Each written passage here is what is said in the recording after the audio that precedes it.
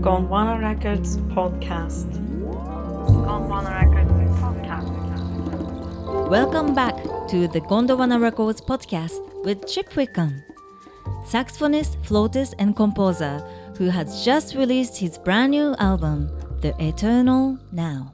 I'm your host Mari, and I'm excited to continue our conversation with Chip. In the last episode, suddenly I got a phone call from him. This is Lanny, this is Smith. And literally like that on the phone. And I was nearly in tears trying to talk to him. I was so overwhelmed emotionally. It was like, so happy and joy. It was like kind of, oh my God, your heroes are ringing you up. He shared the story of the moment he received a call from the legendary Lonnie Liston Smith. In this episode, I had quite a few moments where I kept saying to myself, okay, we're at that point where I need to let go and let somebody else make the call on this. It's not the call I would make, but let's see where it goes. Chip talks about the challenges and the brand new process of creating an album with fresh sound. We have a Q&A session at the end of the show where Chip will be answering questions from his fans. So stay tuned. Chip, congratulations on your release. Yeah, thank you very much. It's very exciting. Yes, and it's your fourth release from the label. And then we are talking about your Cloud 10 and the Love and Life on the previous episode. And that came from the same session that you recorded in Madrid. But this one sounds different. And we can hear your new approach to the music. And how do you describe this album to audience?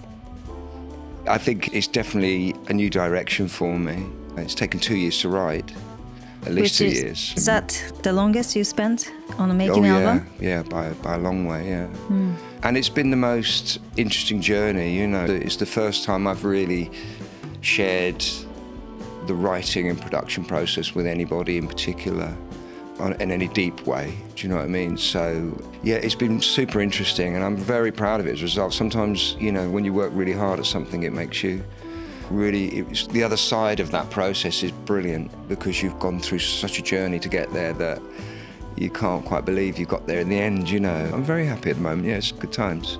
Are you good at, okay, this is finished? How easy is it to decide this is it? Well, it's the classic, the painting, isn't it? When's the painting finished? Because you can always just go up and do another brush stroke, can't you? I think good old-fashioned deadlines help. That's true. And I think, interestingly, the start of this process, I was very keen to not rush anything. And the creative decisions were going to be made for creative reasons, not for deadlines. And so the very early part of this whole recording has been decisions that are some tough decisions that are contrary to the way I would normally react on purpose for the reason, but very much without time had no meaning. Do you know what I mean? It was very much a case of okay, if we're going to explore, then we need to take time to do that. And there were periods in the writing process where I literally didn't listen to the songs for like 2-3 months at a time. I deliberately shut them down, went away, did something else, and came back so I could hear them again with fresh ears, because I was constantly struggling against my own process of repeating myself, or not repeating myself, but techniques and decisions that you make are very honed at some point. When you learn how to do something, without realising it, you make the million decisions you need to make when you're writing an album that define its sound. You tend to choose certain things all the time and head towards certain sounds, and I was very keen that I didn't do that this time, that I almost deliberately made opposite decisions, and I tried desperately hard to get sort of playfulness into the writing process. Because I do think that that's really important in creativity, is that playfulness that's sometimes lost, I think. When you're so determined and so sure about the way you do things, I think your process can be predictable to yourself. Do you know what I mean? And that is something that's really important to me, especially this album. My sister's an artist, and we spend a lot of time talking about creativity and process. And we often end up talking about playfulness, and she's the same. It's that kind of, you've got your creative process and your skills, and you get to a point where you're in command of lots of different techniques, and so you can do lots of different things, but you need to also sometimes not be a slave to that and just play. So with this album, it was very much a case of, okay, so I did some initial recordings, and when we recorded the drums, bass, keys with George Cooper on piano. wonderful piano player, and Luke Flowers on drums from the Cinematicals, who's a wonderful drummer, and the ever-present Sneaky, Simon Horton on bass, and myself. And we did the initial kind of the songs that I'd written. And Matthew Halsall was engineering, basically, and just being there to listen, playing bits of percussion. And we just literally recorded the rough songs. And I've never ever been like that in the studio. I've always had charts and arrangements, and we go in and we record very much what we left at the end of the week with was pretty much the album, bar a few overdubs or whatever, it was very much done and dusted. And this was the opposite. We recorded stuff, and sometimes I had ideas where I deliberately didn't overwrite it, so I'd have like a bit of a melody, or have the bass line and the chords, or the initial grooves, initial sort of stuff. But I get a lot of freedom in there for the guys to play, and but very much sort of I said, look, I want it to sound produced but not stuffy, do you know what I mean? I want it to sound like we're not just going crazy on everything, And they're all wonderful musicians, and they've all done lots of different stuff as well, so they're very easy to work with because they all done a lot of produced music and a lot of all sorts, so it's not a big conversation you have to have with those sort of musicians. But yeah, after the initial session, I went away and then spent 6 months chopping it all into bits and sticking it in samplers, and the coloured button syndrome, he's just sitting and playing with it and just being playful with it, and deliberately not going, okay, that sounds great, well, I just need to put a bit more, and no, okay, and I got rid of a lot of the melodies, I rewrote a lot of the songs, added in loads of samples and synths and sort of technology and electronica and stuff like that. Didn't have any rush. Just did it at my own pace, made the decisions I want to make, and back and forwards with Matthew. I'd be sending him stuff every few months. I'd maybe say, right, what do you think of this? And it was a completely different process, deliberately.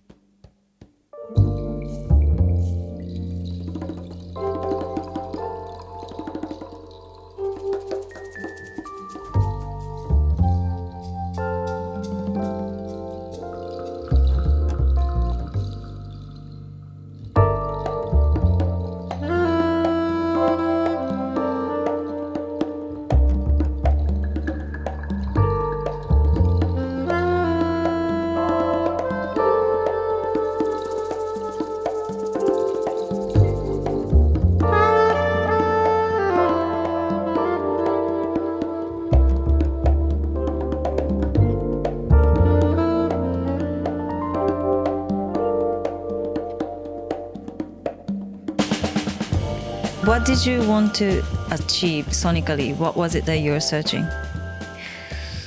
I want to achieve an album that was like produced sounding in terms of I wanted it to sound big and modern sounding, which was a step away from what I'd done before. But I still wanted to have some kind of soulfulness and spirit, as if there was still music going on in there, played music, like there were sort of people in there somewhere, musicians in there. So, which is a hard line to walk. I wanted it to sound like all the drums and the bass to sound sort of chopped up and resampled. I wanted it to sound like that. But then I wanted sections where they let go. And so that was that. It was getting that balance between sort of maybe the melodies or the intros were very sort of sampled sounding with a set bass line, which isn't a million miles away from my stuff before. I mean, that's a part of my sound before, but in a far more kind of constructed way. And then there were sections where we just took off, and it had that energy of a live recording, or we were using tape like we'd done before. So it's trying to sort of get a new sound in there. But also, to be honest, a lot of it was to do with me writing different melodies and trying not to sort of have like, okay, here's the head, here's the solo, here's the head. Be more cinematic about my approach. So there were structures and sections that just were there for the sake of it, and with harmonised melodies, but not like a song. So it was way more playful, way more cinematic. And I did loads of like little interludes and stuff like that, a lot of which never made it on, but just loads of little playful things we did that were just little bits of sorbet between the meal, that just refresh your ear while you're listening, so that the bigger long tracks don't feel so epic. Yeah, you've always produced your album, but so this time, we've been hearing Matthew's name in this conversation, but he co-produced the album, and also Greg Freeman did the mix. Yes. What did they add to the album? Like all these things, like new ideas, playfulness, did they help you to achieve that? Absolutely. Quite early on, the conversation with Matt was, let's get somebody else to mix this one. which again is something I've always done. So that was hard, you know. It's hard to sometimes think you're going to be creative and take some risks, and then you're actually confronted with some decisions that are hard. And me letting go of the mixing process was difficult. And again, it's down to like, am I doing this or am I not doing it? Sometimes you've got to let yourself go and be blown by the wind a little bit. And that's not as easy to do as you think sometimes. It's easy to say that, but when it comes down to like, okay, so let's do that, and I'm like, well, no, I don't want to do that. And be like, oh, no, hold on. This is one of those moments where I have to let go. Greg mixing it was a decision we made quite early on, and I was quite happy with it. And all the way down the line, I said with Matt that it's like, I've given Matt the reins when he needed them to push forward and make big decisions, you know. So I had quite a few moments where I kept saying to myself, okay, we're at that point where I need to let go and let somebody else make the call on this. It's not the call I would make, but let's see where it goes. And it worked. It worked really, really, really well. It was difficult, if I'm honest. It was difficult because, you know, no one ever thinks the way you think. And when you're making something that's your album, you always feel like the buck stops with you, which it does. And I had to be happy with everything that was going on. But sometimes I just had to go, okay, I don't know what's going on, but let's just do it, you know, which I'm really unused to doing. And even though I thought I was brave and I could deal with that, the reality, it was quite hard sometimes, you know. But I think Greg coming to mix was one of the masterstrokes, I think, because after everything, after all the writing and all the, you know, what he came with at the end of mixing was phenomenal and way beyond anything I could ever do. And I know that, you know what I mean? And I'm super proud of what it sounds like thanks to him. He's a genius. I mean, he just does it so quickly. And he can just turn discussions into sound, which is such an art. And having mixed myself and done, you know, to the sort of level, you know, it's interesting to see somebody who's on a whole other level of you, and it was massively impressive and very sweet. So he was in from the ground floor. So in a way, I was relieved of that duty early on. So that made it easier to write because I didn't have to worry about. I didn't try and make a great, like crazy good drum sound on in the recordings, or because I knew somebody else was going to do that. I got on with the actual playfulness of writing and not the technicalities of production, which was really, really joyous in the end. It was really nice. It was a real relief, you know, once I'd let go.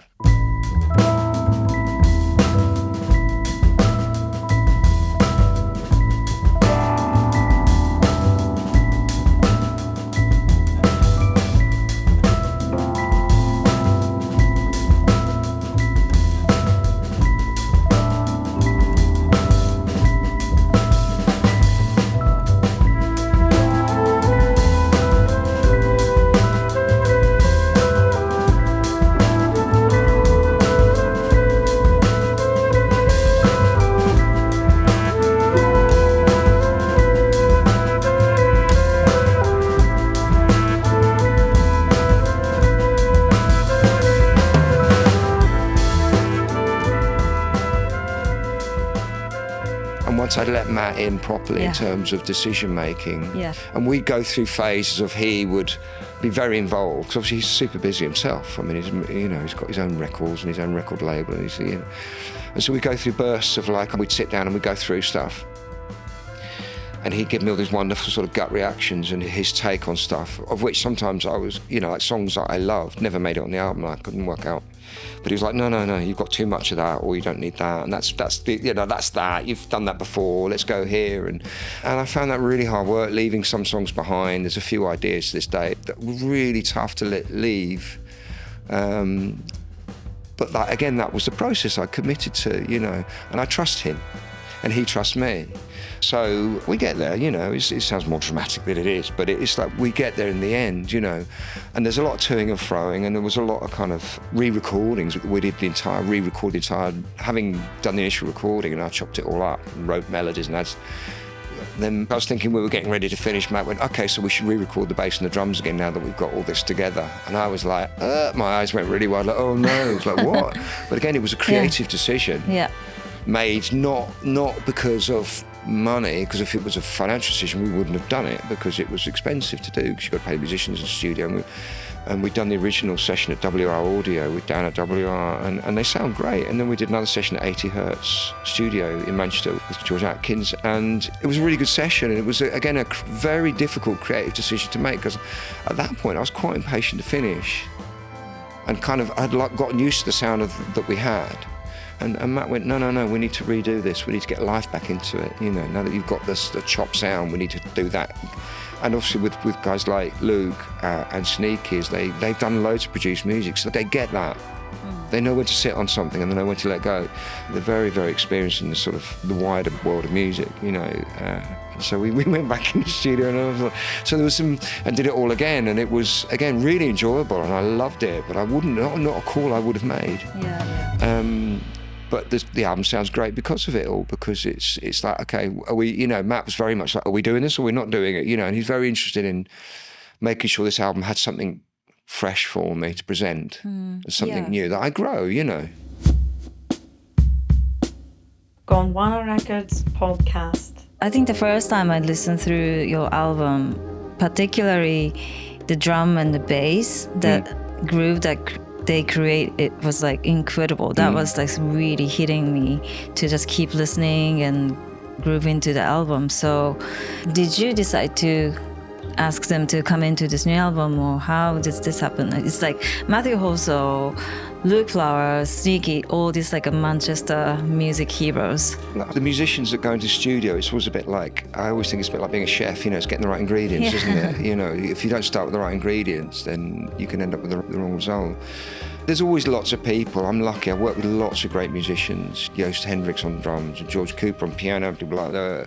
They've been part of my scene for a while, you know. So, and Luke's always been around. I've worked with Luke lots, and he's obviously, there's always people that can do similar things, but it's just getting the right people at the right time, I think, and the right combinations. And Sneaky and Luke are very sort of the sort of natural Mancunians, do you know what I mean? And they've known each other a long time. It was just tweaking it to get those two together. Seemed quite obvious once we started. And Luke's worked loads with Matt as well documented, you know, as well as the cinematic orchestra, obviously. And so, yeah, it was nice, again, just trying to switch up with different musicians a little bit. And I think it was definitely the time to work with Luke. And Sneaky is the kind of bass player whoever you put him with is going to sound good, and they're going to sound good. So he was always, and he's obviously someone I've worked with a long time. We've already mentioned in part one about he's given me my first break.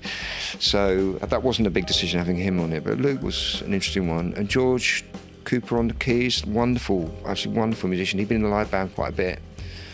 So George, again, is just a really good studio musician. They were the right people at the right time, people that understand that kind of music, that will get the sound. Hopefully they would understand the demos. Because I hadn't written the music to be completely comprehensive, leave space, it's really important the musicians understood the style of what I was trying to get, even if the music wasn't all written down. I was given lots of freedom, so they all contributed beautifully, you know. And the drums and the bass are just super hip.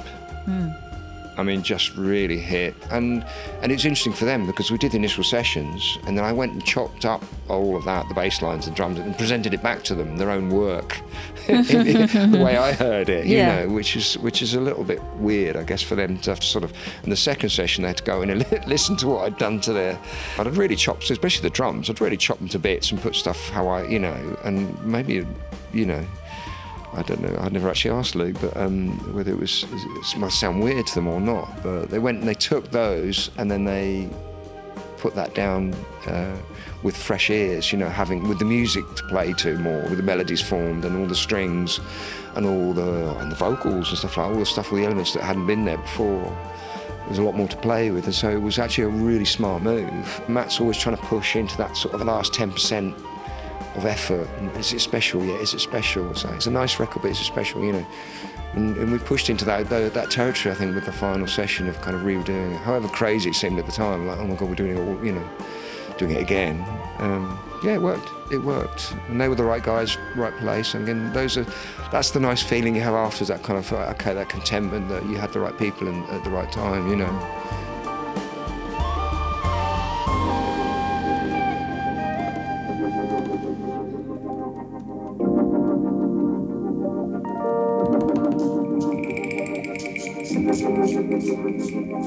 Gondwana Records podcast.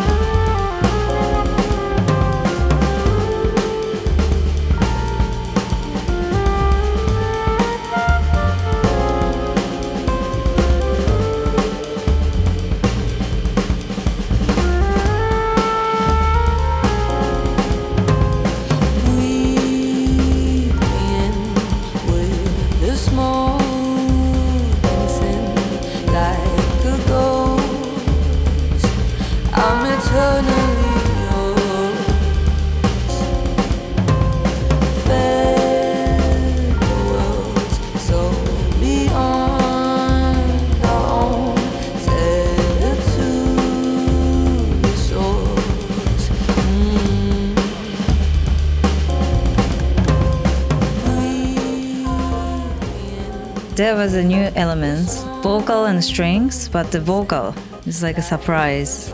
So Nara Black and the Falling Deep has vocals, and let's start with Nara Black, which features a vocalist called Peach. Who is she and how did this collaboration happen?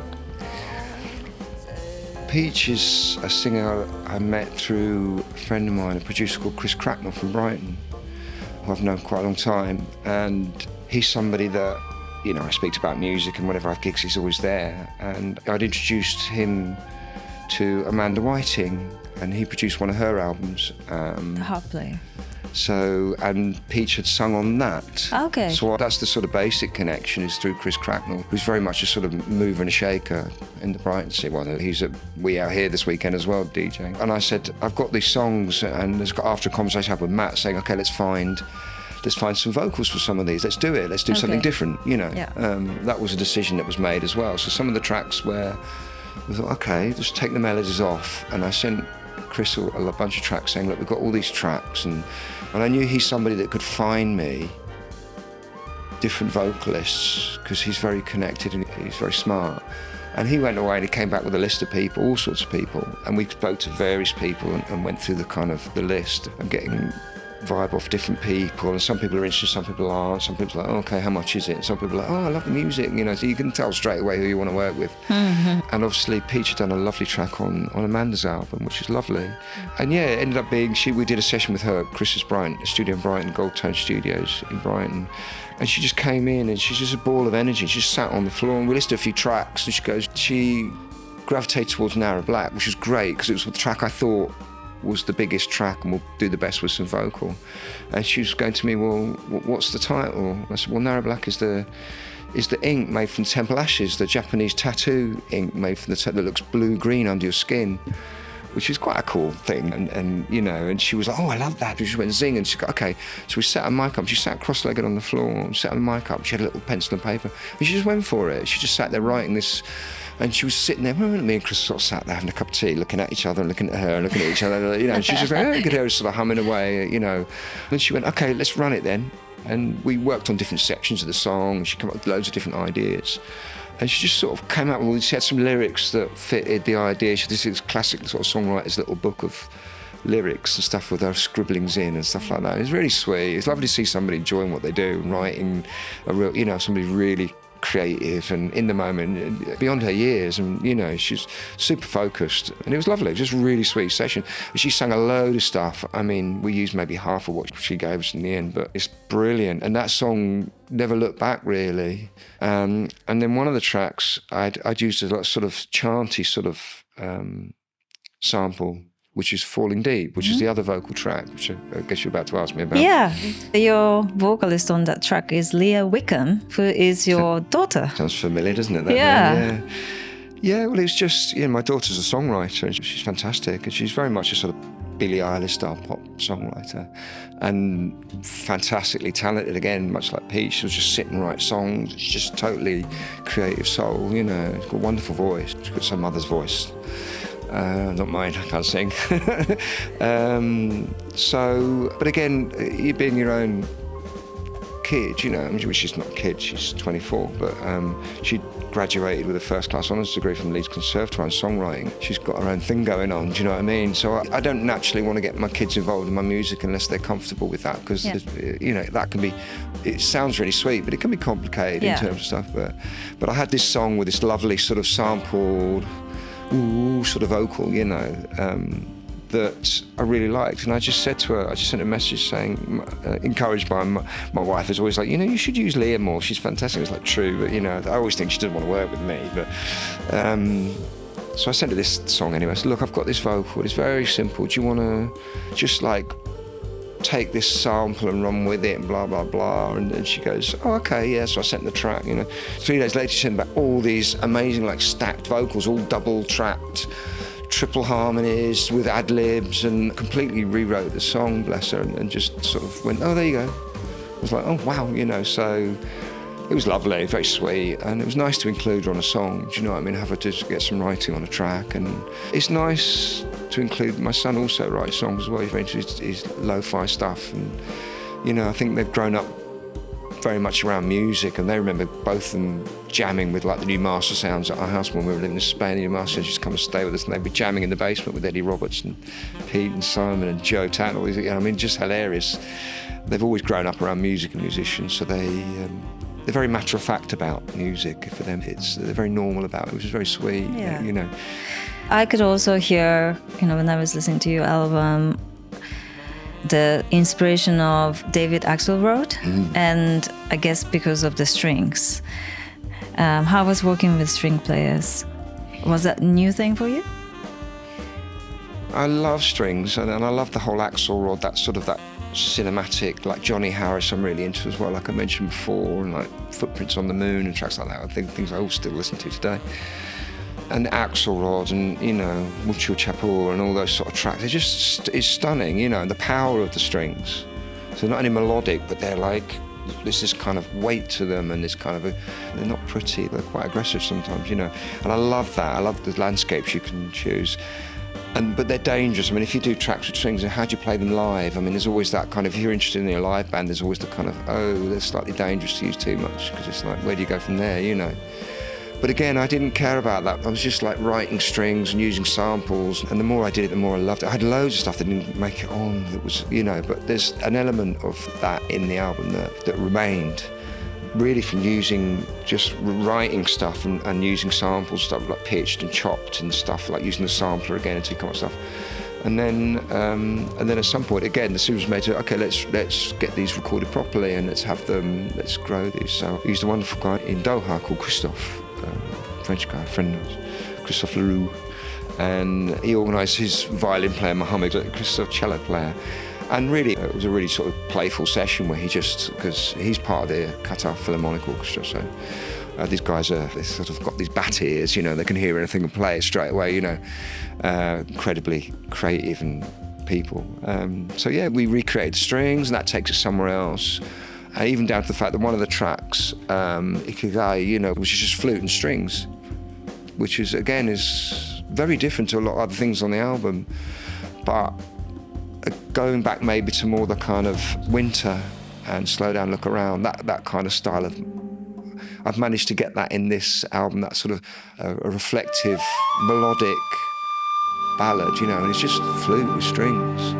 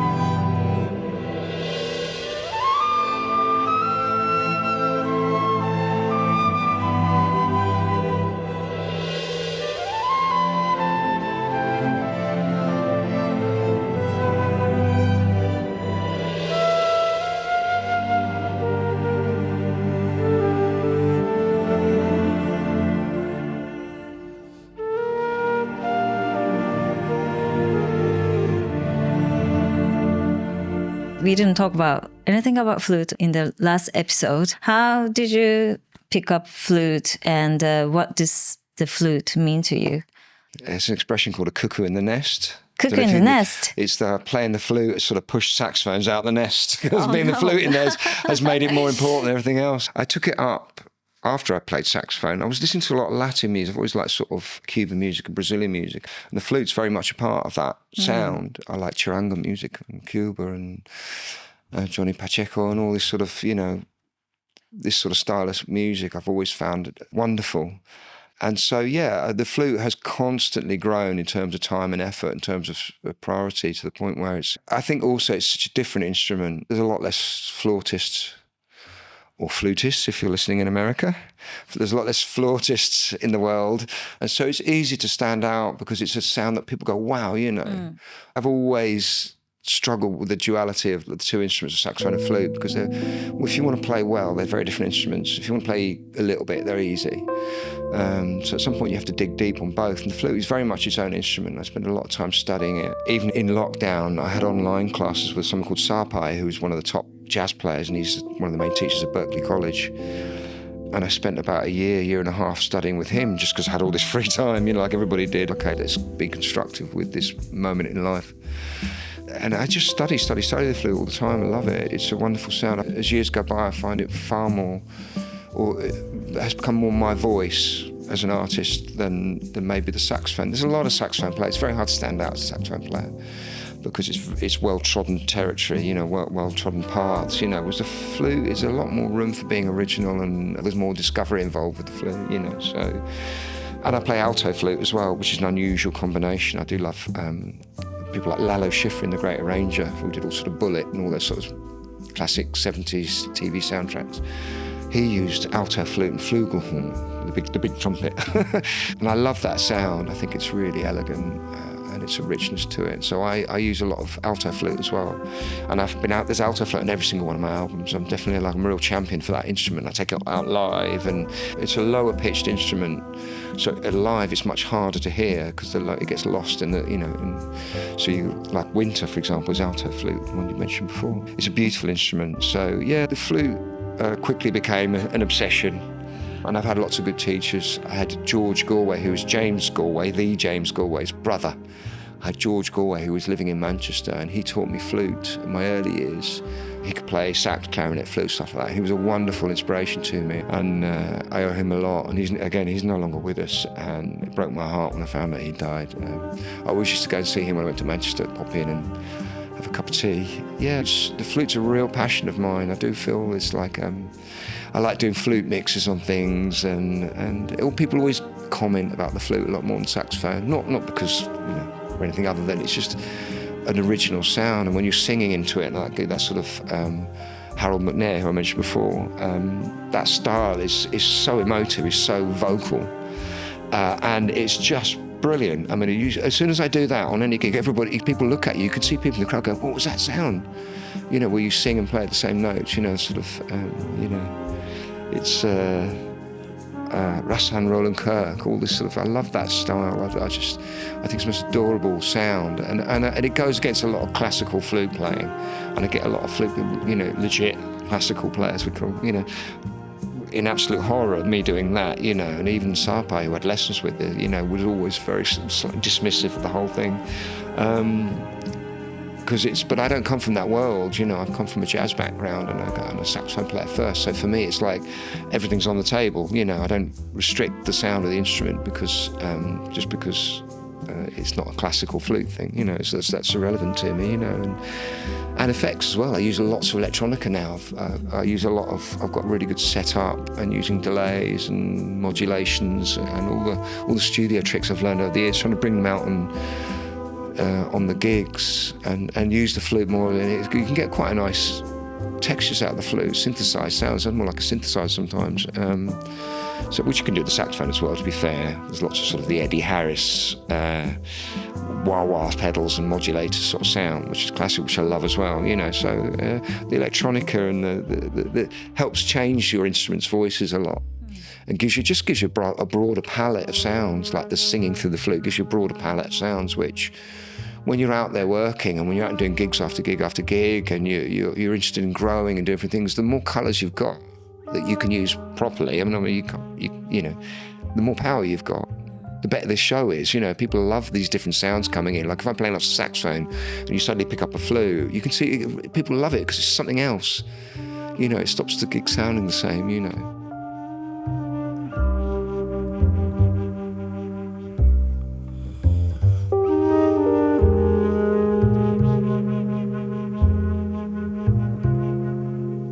You work with young musicians, do they give you new ideas or do you get ideas from what they're doing? Yeah, a good thing about music, isn't it? I've always considered music fairly intergenerational and intercultural. You know, we draw on each other. There's this kind of bottom line. If you're good, it doesn't really matter how old you are. And it doesn't really matter where you're from or your background or your history. It's like when you're playing, what's your voice? You know, what have you got to add to the situation?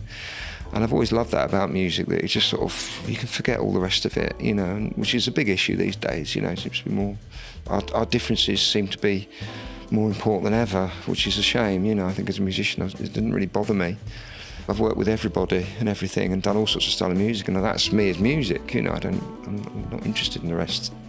They do have a different take, every generation has its take, and like, for example, I'm working with Finn Rees at the moment, who's from Tasmania, was part of the sort of Melbourne scene in Australia, and now spent a lot of time in London, and he works a lot with Alicia Joy and all that scene, a fellow Australian. And he works a lot with a guy called Sholto, who's, again, a young London-based musician, which is always seems to be at the moment a good source of kind of energy and inspiration, you know. And Sholto, for example, he's really into that David Axelrod that you've just mentioned. I mean, that's his referencing point. You know, so again, there's a lot, immediately we've got a lot in common. I've got a lot in common with musicians like that. We talk the same, we listen to the same music. So the age is almost irrelevant in some respects. But sometimes it's the combinations that younger players will combine different styles of music or draw on different things in a way that's interesting and mix it up in a way that's fresh, which is the real power, I think, of whatever generation you are. It's like taking the colours and using them effectively to come up with something new is always the trick. You know, Matthew Halsall always talks about Miles Davis and the way he did that, you know, he always references, because it's true, it's like every 10 years he took the younger generation, mixed them up with his music and his ideas and created a new sound, which I think is a very typical form of inspiration, I think, for jazz musicians. It's like to include younger generations just to refresh your own ears and not feel like you've heard it all. And there's a very, you know, as you've been around a while, there's a tendency to feel like you've heard everything because you've spent a lot of time. But music's infinite and the combinations are infinite, and you've got to keep your mind open to that. And I think the young players coming in is great. And I, you know, and on the gig at We Out Here, you know, I had Finn on the gig and Aaron Wood, who's the trumpet player, who again was a young gun, wonderful musicians and very educated, very, you know, I don't have to explain much to these guys, and I'm pretty sure I wasn't as rounded as that at their age. I mean, it's pretty impressive. And I had, you know, and then there was Peach obviously singing and Leah. So it's nice when you look around the stage and you see it, and we're all just about the music, you know. I feel very proud of that when you get that kind of, the music transcends things and we're all just in the moment playing music, living the dream.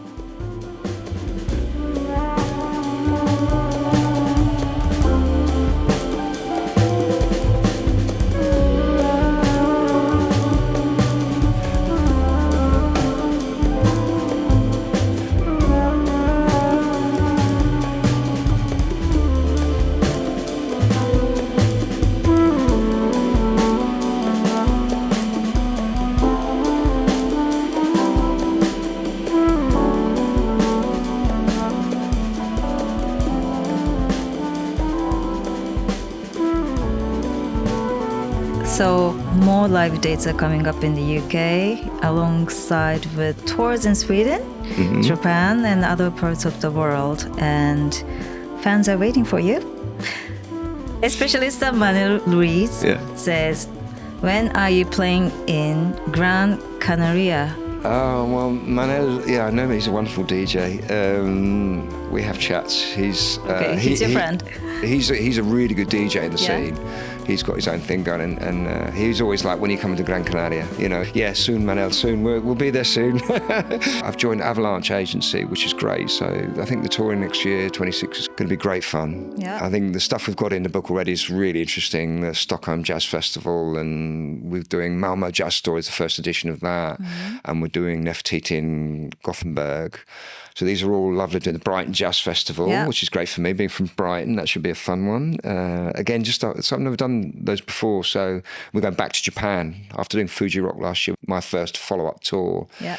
So I'm going to be Tokyo gigging. and Osaka. Tokyo and Osaka. So we're in the Shangri-La in Osaka, and then we're in Club Quattro in Shibuya in Tokyo, which is with the wonderful Smash, you know, and obviously we're backed up by P-Vine there because we have a Japanese release. It's all really interesting. It's really nice. And these are connections that I've had for 15 years, you know, that have been building up. So, and then 26, I'll be on the road big time. So just keep an eye on the website. And Honobu wants to know, any gigs in Turkey?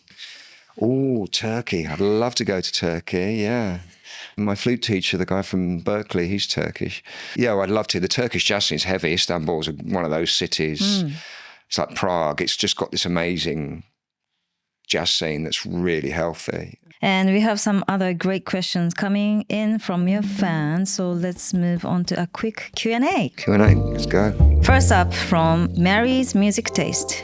What city do you most enjoy playing in here in the UK? What cities? You have to choose one city. If I say one city, I have to choose one. No, then everyone's going to hate me. If I say one city, I was going to be like, that's not fair. You didn't mention us. That's a really difficult question. I mean, we do lots of great shows like in Nottingham, and we've had great shows in Leeds, Newcastle, at the Cluny, and places like this. And even we did a lovely show at Liverpool at the Philharmonic there. But I guess the one show that always, stands out, I mean, I'm not going to say London because that's too obvious, is the Manchester show.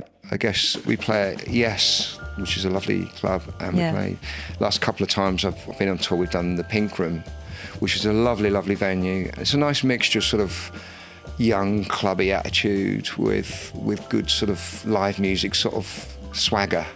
And obviously it's Manchester, which is great because it's where I used to live for a long time. And the home of Gondwana records. Well, I was going to, you got there before me.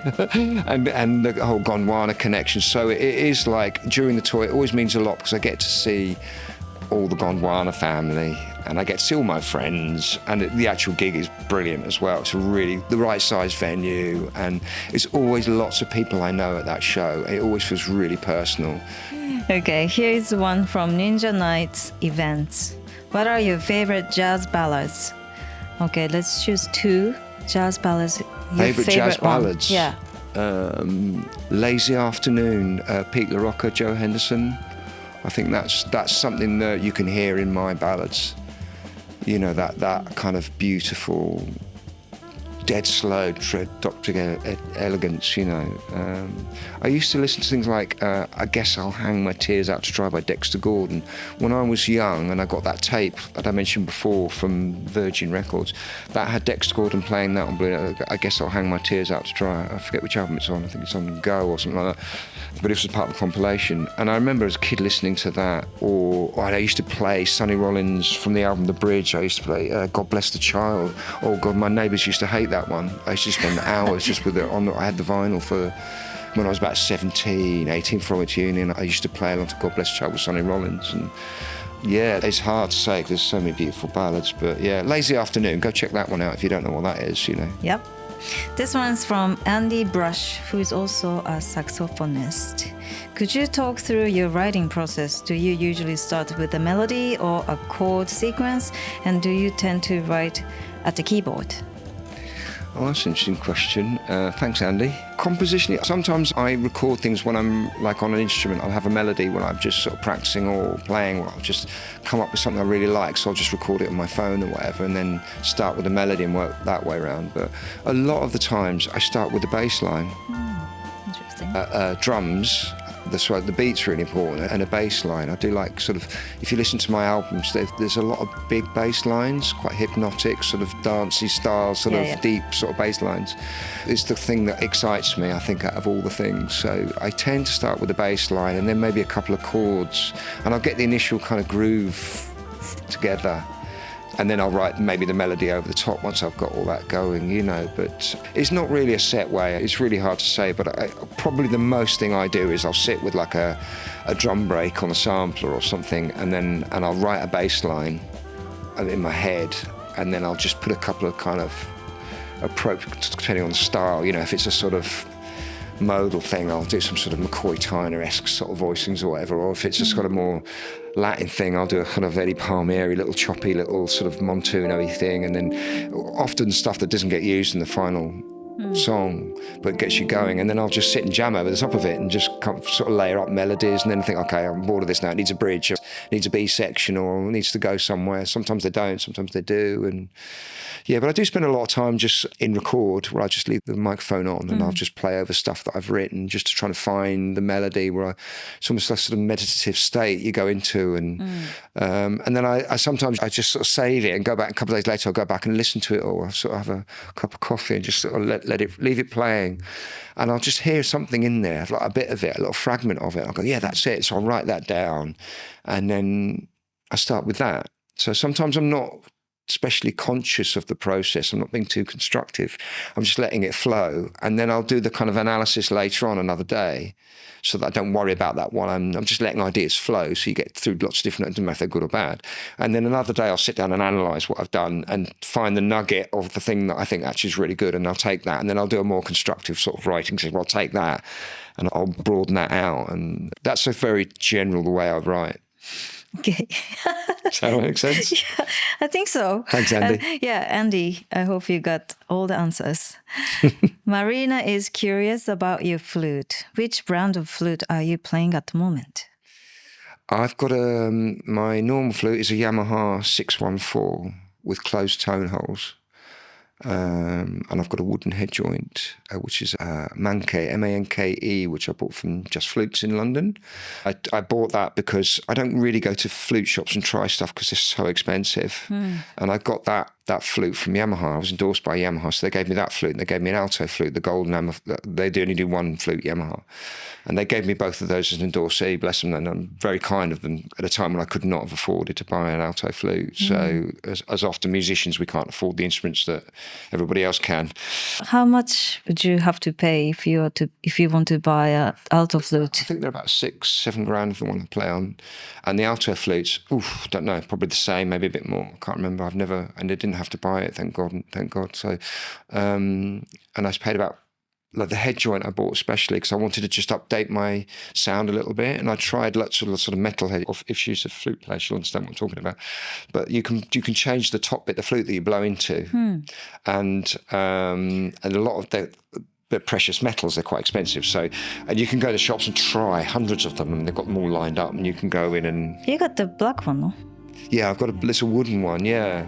And I tried to load the metal ones first of all, and I thought, okay, and I didn't really, and then I tried some wooden ones because I've seen them play. And a lot of the Latino musicians, Cuban guys, they play with the wooden bit at the top, the lip plate's wooden, so it softens the sound when you're playing very high. So I tried all these wooden ones, and there was only one that I loved. It was literally that one that I bought, and it was, because they're quite dark sounding and they're too muffled for me usually, but this one wasn't. It was clear and open sounding, but it's softer at the top, and so it gives quite a sort of a gentle wooden sound to the flute, which is quite nice if you want to sort of play like Yusuf Lateef, or if you're doing lots of Latin stuff, like I like playing Latin music. If you're playing very high, it can get very piercing, the flute, but with the wooden head joint, it softens that. So it's just one of those things. That's what I play on flutes. They're both Yamahas, so which are very sort of, good Japanese makes, And finally, from Kieran Breen, how do you encourage and nurture your creativity? My creativity. Necessity is a great provider, I think, sometimes with creativity. I think we've spoken a bit about already, haven't we, in terms of creativity, that sort of playfulness. Yeah. A lot of my creativity comes from my daily work as a musician, my practice, my study as a musician often gives me the energy and the stimulus to be creative more in my writing. That the two are very connected. Like if I'm not practicing a lot, I'm not writing a lot. Because the time I'm practicing, I'm often thinking, like when I'm practicing like tone exercises or sight reading, star folding, scales, whatever nonsense you're doing, or I'm often thinking a lot while I'm doing, and that gives me that headspace that I find myself thinking about music a lot more. And also just melodies, you get kind of an idea, and so I'm often interrupting my practice. Like I said, I'll be practicing something like some awful scale that I've decided to learn, the Lydian Demented scale or whatever it is that I'm trying to play, and it'll throw an idea up, and so I break my practice to record something on my phone and then come back. So it's kind of creativity comes from that. It comes from listening a lot as well. I listen to a lot of radio shows. I really like, I know you're a fan of the radio, but me too. I listen to a lot of podcasts and a lot of kind of shows of really good DJs from going out running or go for a walk or whatever, or in the car, or any sort of downtime where it's a good time to listen to stuff. I'm often stopping or trying to remember the bit of the show that I listen to. I hear a track that's really inspiring, and I get a lot of good inspiration from other people, good DJs giving me tracks to listen to. And then you go down rabbit holes, don't you? You find a track by somebody you've never heard of, and you listen to the album, and then you might find it's the only album, the track on the album you like, whatever, but you immediately start to, music's infinite, and I get a lot of inspiration for like that. Often I'll hear a track, I'll just go, oh wow, and there's something about the vibe of it, and I'll try and it might be the sort of the particular style of drums, or way the bass is played, and I'll go, okay, and I'll make little notes to keep notes in my phone or pad just to remember songs, and I get a lot of inspiration from listening to music, as well, which is, I guess, fairly normal. I don't think that's particularly shocking, but I do make it part of my day to listen. Because otherwise you can just not listen to stuff. There's so much to listen to. But I'm quite picky about my DJs as well. There's certain people I always listen to because I know that during the course of a 1 hour show or a 2 hour show, there's going to be 2 or 3 things that I really like. If I go out for a run or something, I will literally sort of run home to write things down, like, that track, listen to that track again, and there's something about that track that I love. So I do make that part of a technical part of my day. Listening is actually an important part of creativity. Right. Thank you. Well, thanks everyone for sending in questions. But the time is everybody. up. And Chip, thank you so much for joining us and sharing your stories behind your new album and all about collaborations, inspirations, and creativity. Thank you. Thank you, Mari.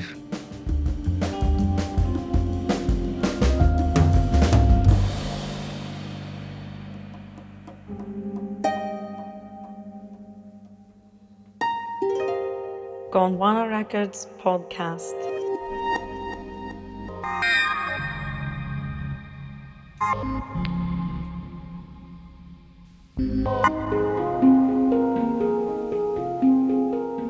I hope you enjoyed these episodes with Chip Wickham. Coming up in episodes 21 and 22, we'll be featuring the Ancient Infinity Orchestra, the spiritual jazz collective from Leeds.